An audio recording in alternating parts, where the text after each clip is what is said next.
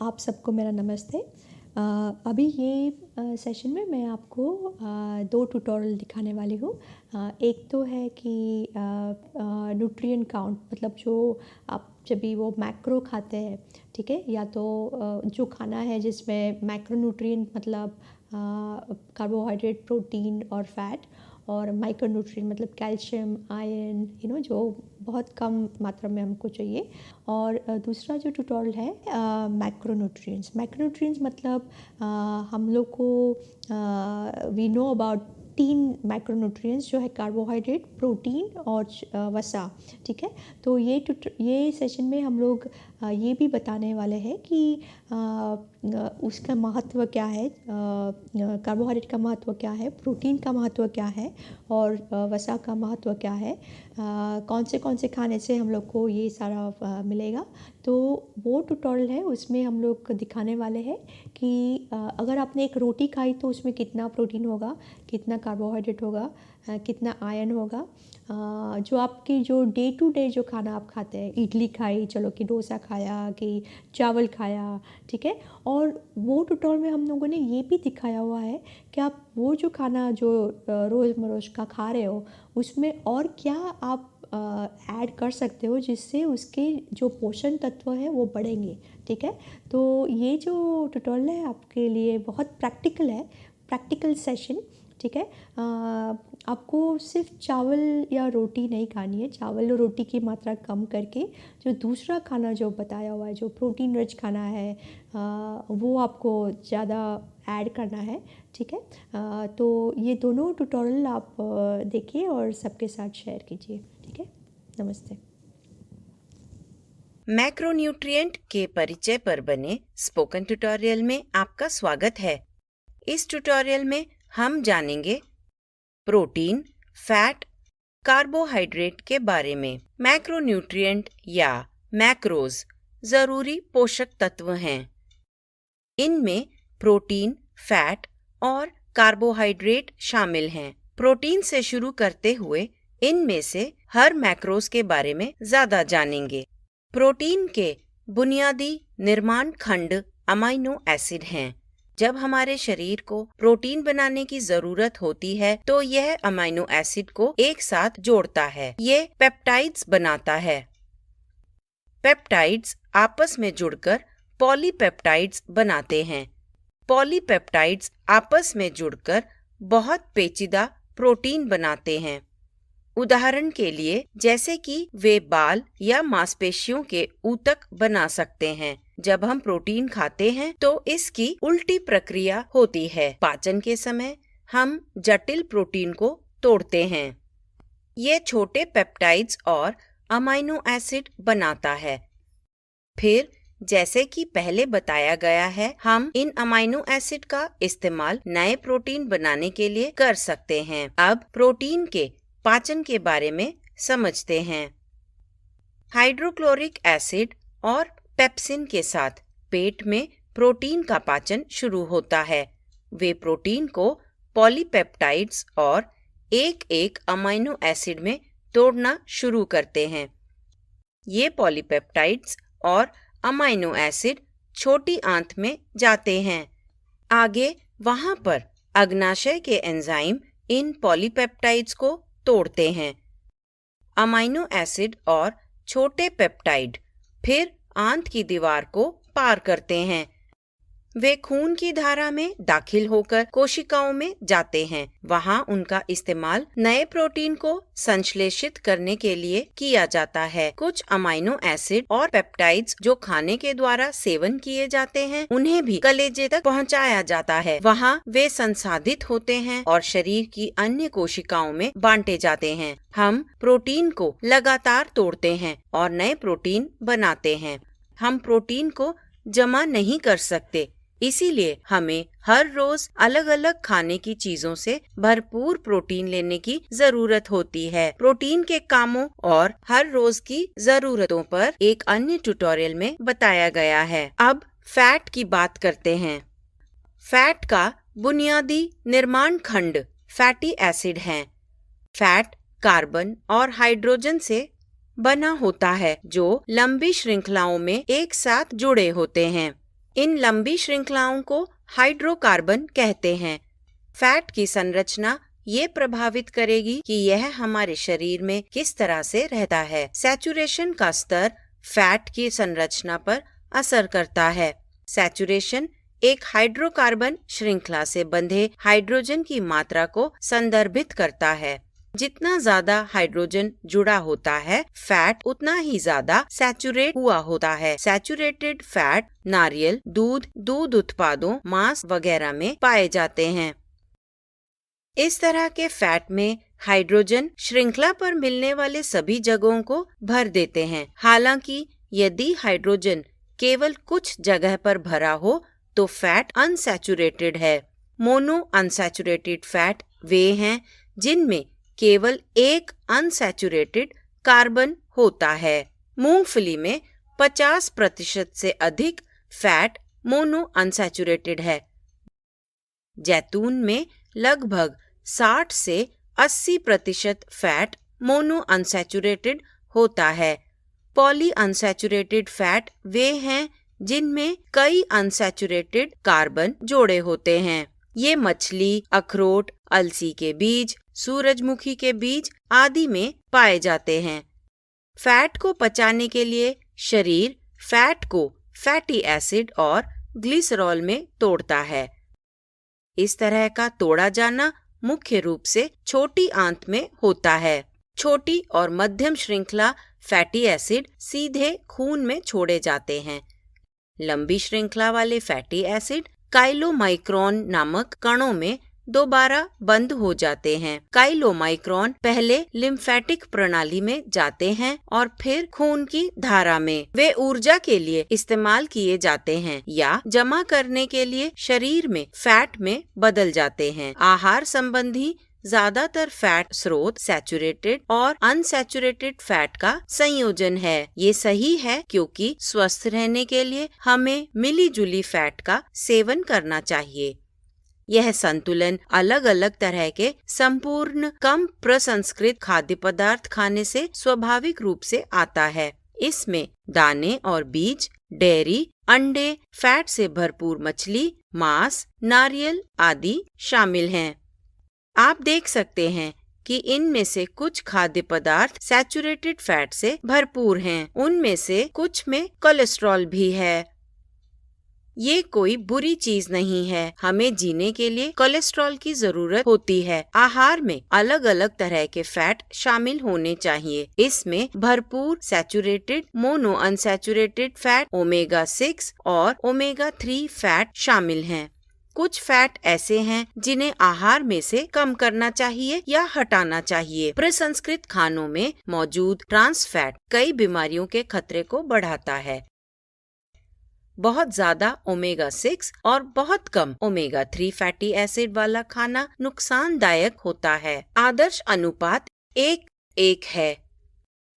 तलने के लिए पॉली अनसैचुरेटेड फैट का दोबारा इस्तेमाल करने से कई बीमारियां हो सकती हैं। फैट के बारे में ज्यादा जानकारी इसी श्रृंखला के एक अन्य ट्यूटोरियल में बताया गया है।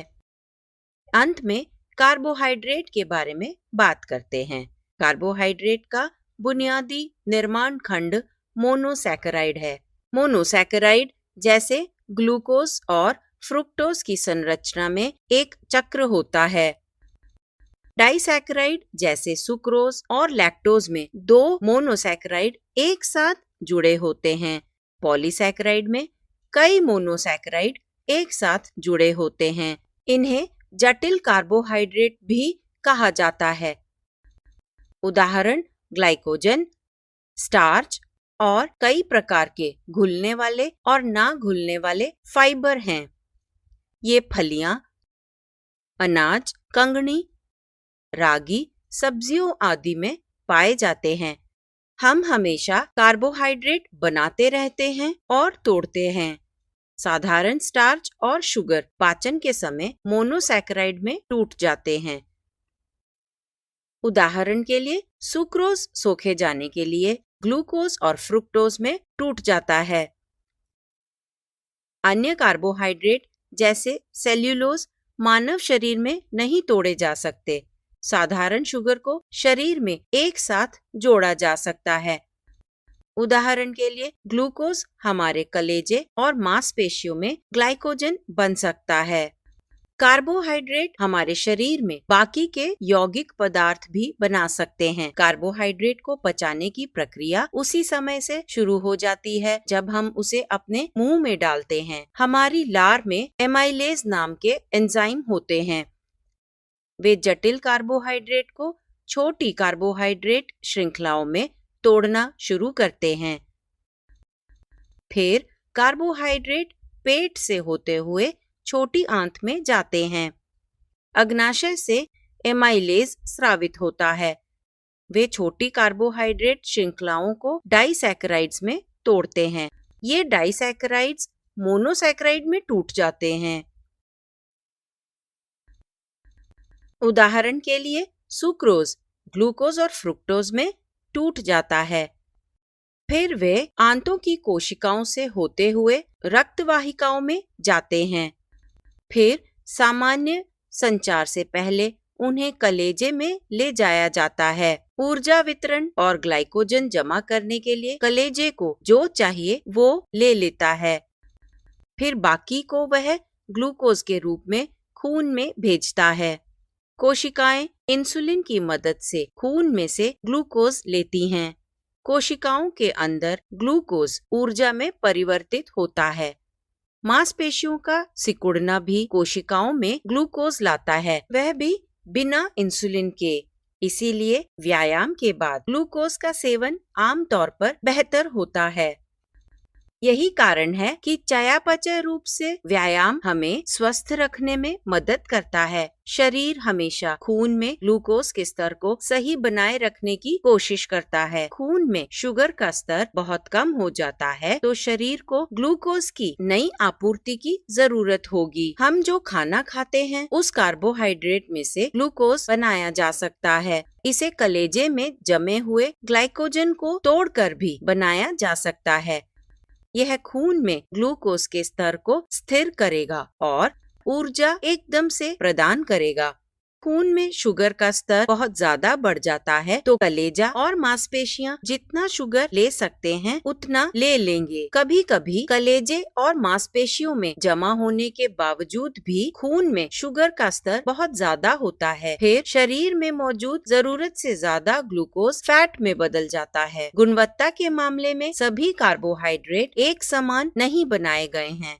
संपूर्ण खाद्य पदार्थों से मिले जटिल कार्बोहाइड्रेट हमें लंबे समय तक भरा हुआ महसूस कराते हैं। वे स्वाभाविक रूप से संपूर्ण खाद्य पदार्थों में मिलने वाली बाकी की चीजों से जुड़े होते हैं। संपूर्ण खाद्य पदार्थों में सूक्ष्म पोषक तत्व, फाइटोन्यूट्रिएंट, फाइबर, पानी, प्रोटीन और फैट होते हैं। इसीलिए संपूर्ण खाद्य पदार्थ शरीर में धीरे धीरे ऊर्जा और ग्लूकोज छोड़ते हैं। ये हमारे खून में शुगर और इंसुलिन के स्तर को स्थिर रखते हैं। संपूर्ण खाद्य पदार्थों में मौजूद फाइबर आंत के अच्छे जीवाणुओं का पोषण करता है। यह कोलेस्ट्रॉल के सोखने को भी कम करता है और मल को निकालने में भी मदद करता है। जटिल कार्बोहाइड्रेट संपूर्ण खाद्य पदार्थों में से खाना सबसे अच्छा होता है। बिस्कुट और चिप्स जैसे साधारण बहुत ज्यादा प्रसंस्कृत कार्बोहाइड्रेट जल्दी हजम हो जाते हैं, तो भी उनसे हमें संतुष्टि नहीं मिलती। वे पोषक तत्वों से भरपूर नहीं होते। उनमें ज्यादा मात्रा में सोडियम और औद्योगिक रसायन होते हैं। उनमें ट्रांस फैट और संरक्षक भी होते हैं। वे हमारी भूख को बढ़ाते हैं और हमें ज्यादा खाने की लालसा देते हैं। वे हमारे खून में शुगर और इंसुलिन के स्तर में उतार चढ़ाव ला सकते हैं। इसका मतलब है हम चिप्स का एक पूरा पैकेट खत्म कर सकते हैं, फिर भी अधिक खाने की लालसा कर सकते हैं और आधे घंटे के बाद हमें दोबारा भूख लगती है।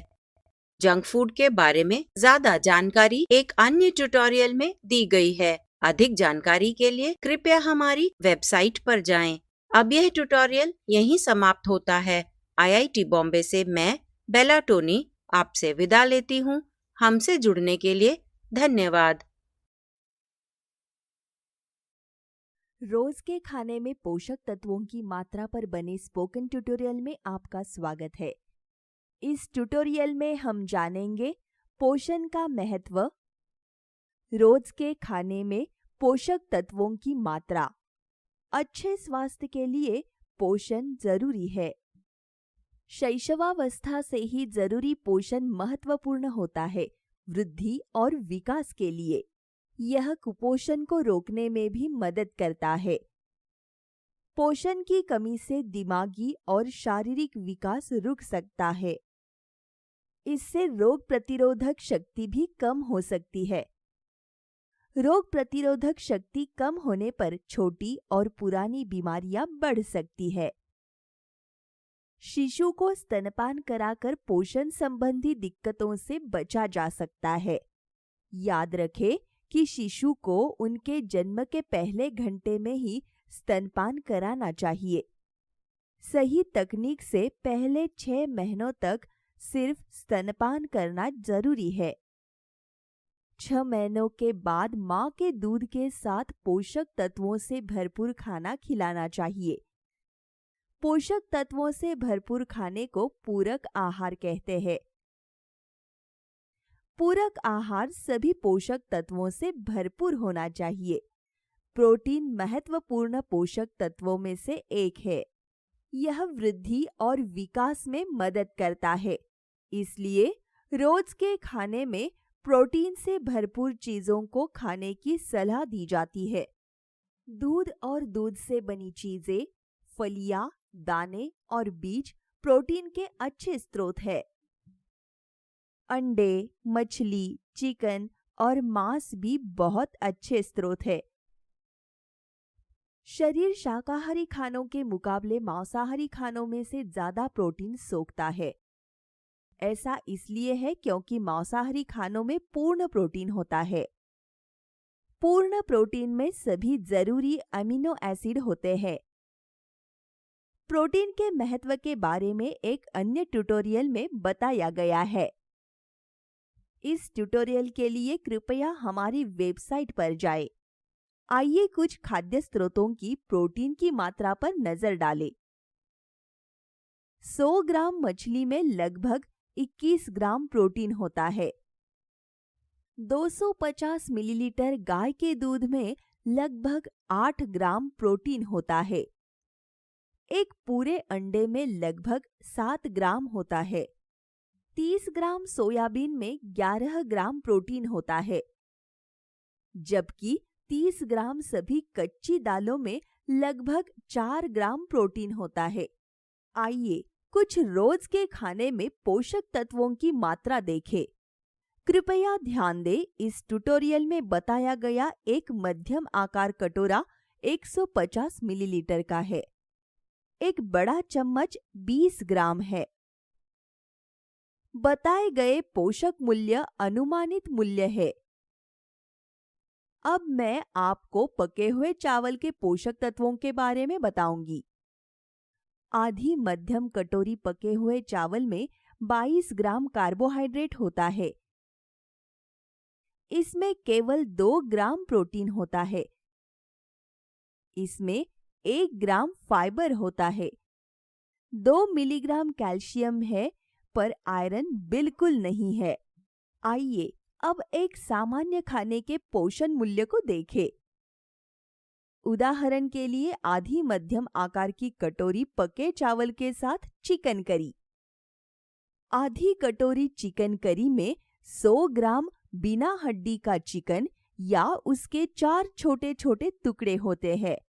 एक अन्य उदाहरण दही चावल की आधी मध्यम आकार की कटोरी है। आधी मध्यम आकार कटोरी दही चावल में 100 ग्राम दही होगा।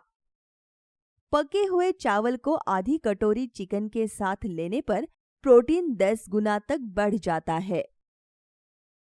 यह आयरन को 0 से 1 मिलीग्राम तक बढ़ा देता है। 100 ग्राम दही के साथ लेने पर प्रोटीन 3 ग्राम बढ़ जाता है और कैल्शियम 100 गुना बढ़ जाता है। इसी तरह आधी कटोरी राजमा के साथ पके हुए चावल में 4 गुना अधिक प्रोटीन होता है। आधी कटोरी राजमा में 30 ग्राम राजमा होता है। फाइबर बढ़कर 7 ग्राम हो जाएगा और 2 मिलीग्राम तक आयरन भी बढ़ेगा।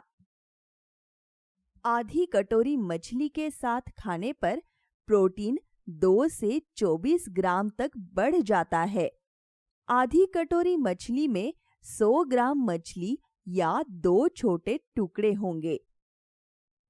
यह कैल्शियम को 2 से 45 मिलीग्राम तक बढ़ा देता है। इसी तरह आधी कटोरी झींगा प्रोटीन 2 से बढ़कर 16 ग्राम कर देती है। आधी कटोरी झींगा करी में 50 ग्राम या 3 से 4 झींगे के टुकड़े होंगे। कैल्शियम 2 मिलीग्राम से बढ़कर 47 मिलीग्राम हो जाता है। आधी कटोरी दाल पके हुए चावल के साथ प्रोटीन को 6 गुना तक बढ़ा देती है।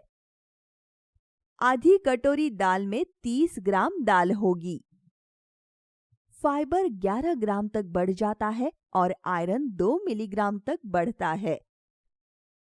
अब मैं आपको गेहूं से बनी एक चपाती का पौष्टिक मूल्य बताऊंगी। 6 इंच चपाती में लगभग 16 ग्राम कार्बोहाइड्रेट और 3 ग्राम प्रोटीन होता है। इसमें लगभग 3 ग्राम फाइबर, 9 मिलीग्राम कैल्शियम और 1 मिलीग्राम आयरन होता है। इसे 2 अंडों की भुर्जी के साथ खाने से प्रोटीन 16 ग्राम तक बढ़ जाता है। आयरन बढ़कर 3 मिलीग्राम और कैल्शियम 69 मिलीग्राम हो जाता है। आधी कटोरी काले चने के साथ चपाती खाने से प्रोटीन 3 ग्राम बढ़कर 9 ग्राम हो जाता है। आधी कटोरी काले चने की सब्जी में 30 ग्राम चने होंगे। फाइबर बढ़कर 11 ग्राम और आयरन 5 मिलीग्राम तक बढ़ जाता है। आइए अब तिल और अलसी की चटनी के साथ चपाती के पोषक गुणों के बारे में जानते हैं। एक बड़ा चम्मच तिल और अलसी की चटनी प्रोटीन को बढ़ाकर 7 ग्राम कर देती है। यह फाइबर को 8 ग्राम तक बढ़ा देती है। कैल्शियम 100 गुना बढ़ जाता है। चपाती के साथ आधी कटोरी बकरे की कलेजी खाने से आयरन की मात्रा 6 गुना बढ़ जाती है। आधी कटोरी कलेजी की करी में 60 से 70 ग्राम बकरे की कलेजी होगी। प्रोटीन 20 गुना तक बढ़ जाता है। अब हम इडली के पोषक तत्वों की मात्रा देखेंगे। 3 इंच की 3 इडलियों में 18 ग्राम कार्बोहाइड्रेट और 3 ग्राम प्रोटीन होता है। इनमें 2 ग्राम फाइबर, 7 मिलीग्राम कैल्शियम और 0.5 मिलीग्राम आयरन होता है।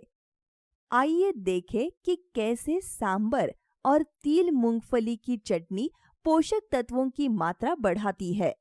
आधी कटोरी गाढ़े सांबर में 30 ग्राम अरहर की दाल होगी। आधी मध्यम कटोरी गाढ़े सांबर के साथ इडली से प्रोटीन 2 गुना हो जाता है। यह कैल्शियम को 30 गुना बढ़ा देता है। एक बड़े चम्मच तिल मूंगफली की चटनी प्रोटीन को बढ़ाकर 7 ग्राम कर देती है। यह कैल्शियम को 44 मिलीग्राम तक बढ़ाता है। इसके बाद हम डोसा के पोषक तत्वों की मात्रा देखेंगे। 6 इंच के एक डोसे में लगभग 18 ग्राम कार्बोहाइड्रेट और 3 ग्राम प्रोटीन होता है। इसमें 2 ग्राम फाइबर, 9 मिलीग्राम कैल्शियम और 0.6 मिलीग्राम आयरन होता है। डोसा बनाते हुए एक अंडा डालने से प्रोटीन 4.5 गुना बढ़ जाता है। यह आयरन को 1 मिलीग्राम तक बढ़ाता है। आधी कटोरी चिकन करी के साथ डोसा खाने से प्रोटीन बढ़कर 21 ग्राम हो जाता है। आधी कटोरी चिकन करी में 100 ग्राम बिना हड्डी का चिकन या उसके 4 छोटे टुकड़े होंगे। 1 चम्मच तिल मूंगफली की चटनी प्रोटीन को बढ़ाकर 7 ग्राम कर देती है। यह कैल्शियम को भी 9 से 108 मिलीग्राम बढ़ा देता है। अब हम उपमा के पोषक तत्वों की मात्रा जानेंगे। आधी कटोरी उपमा में लगभग 18 ग्राम कार्बोहाइड्रेट और 4 ग्राम प्रोटीन होता है।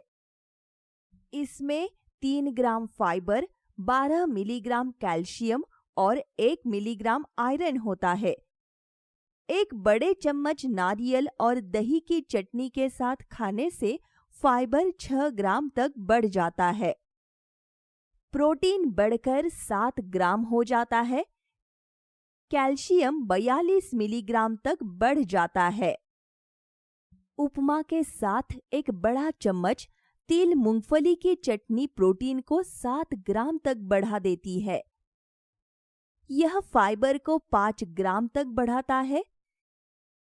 कैल्शियम 90 गुना बढ़ जाता है। 1 गिलास लस्सी में 1 चुटकी नमक मिलाने से प्रोटीन 7 ग्राम बढ़ जाता है। 1 गिलास लस्सी में 50 ग्राम दही होता है। कैल्शियम बढ़कर 131 मिलीग्राम हो जाता है। अब आगे बढ़ते हैं ज्वार की रोटी के पोषक तत्वों की मात्रा जानने के लिए। 6 इंच की ज्वार की रोटी में 17 ग्राम कार्बोहाइड्रेट और 3 ग्राम प्रोटीन होता है। इसमें 3 ग्राम फाइबर, 8 मिलीग्राम कैल्शियम और 1 मिलीग्राम आयरन होता है। आइए जानते हैं तिल और अलसी की चटनी के साथ ज्वार की रोटी के पौष्टिक गुण। 1 बड़ा चम्मच तिल और अलसी की चटनी कैल्शियम को बढ़ाकर 123 मिलीग्राम कर देती है। फाइबर 6 ग्राम तक बढ़ जाता है। ज्वार की रोटी के साथ आधी कटोरी चिकन करी प्रोटीन को 21 ग्राम तक बढ़ाती है। इनमें से ज्यादातर खाने बनाने का तरीका अन्य ट्यूटोरियल में बताया गया है। खाने में 2 या 3 खाद्य समूहों को मिलाने की सलाह दी जाती है। पोषण की गुणवत्ता को बढ़ाने के लिए खाने में बीज, दाने और फलियों को मिलाएं। उदाहरण के लिए छोले की सब्जी में बीजों और नारियल का पेस्ट मिलाना। इडली के आटे में भुने हुए बीजों का पाउडर मिलाना अन्य उदाहरण है। मांसाहारी खाने को पकाने से पहले उस पर दही या नींबू लगाने की भी सलाह दी जाती है। यह मांस को स्वादिष्ट और कोमल बनाता है। अपने खाने के साथ लस्सी या छाछ को शामिल करने का भी सुझाव दिया जाता है। यह आपके खाने में प्रोबायोटिक्स को बढ़ाएगा, प्रोटीन और कैल्शियम को भी। यह पाचन में भी मदद करेगा। अब यह ट्यूटोरियल यही समाप्त होता है। IIT बॉम्बे से मैं बेल्ला टोनी आपसे विदा लेती हूँ। हमसे जुड़ने के लिए धन्यवाद।